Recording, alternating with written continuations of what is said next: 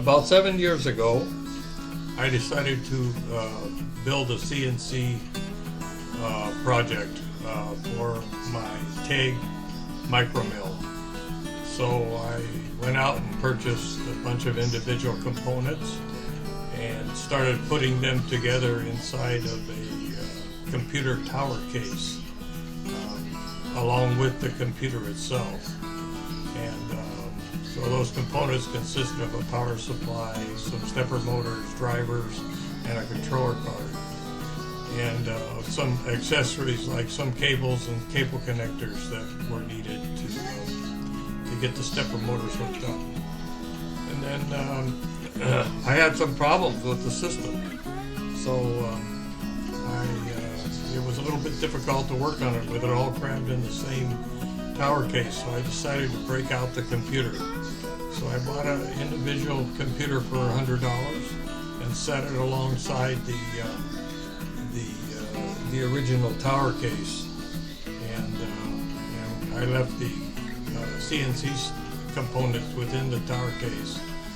But it makes the whole thing a lot easier to work on if you have a problem with it. So, and I could see that I was going to have a difficult time trying to repair the computer that was in the tower case originally. So anyway, that's where we're at. We finally got our CNC system back up and running again, and we've decided to do a bunch of test cuts with it. As you know, we're working on the Vickie Project, so we want to make the front frame.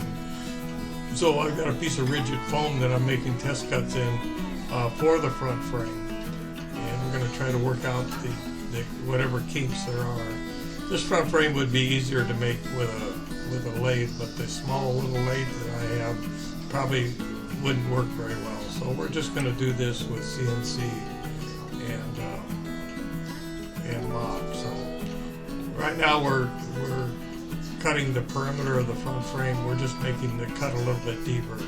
This is going to be, we're not going to cut all the way through this piece of foam.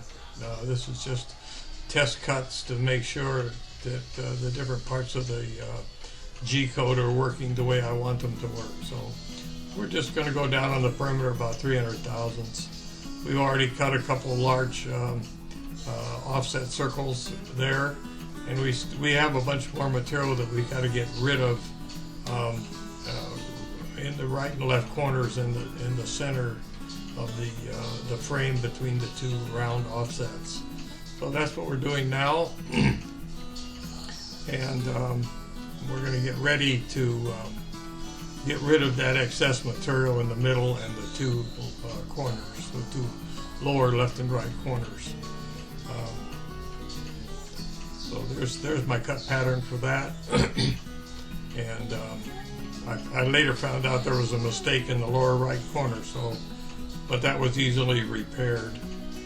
So this piece of foam is not going to be something that we're going to use, but it's really makes a nice object to do these test cuts on.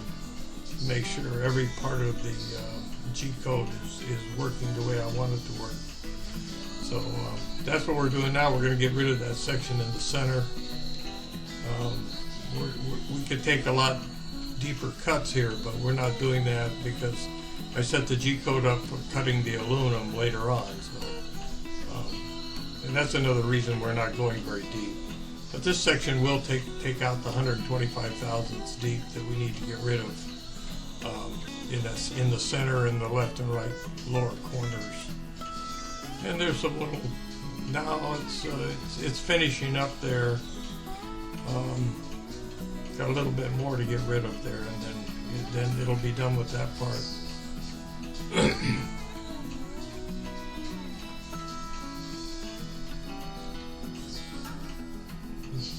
Now we're getting set up to do another portion. I'm looking at the fuzzy stuff all around the edges, but that stuff is no problem. It's just inherent in the foam. So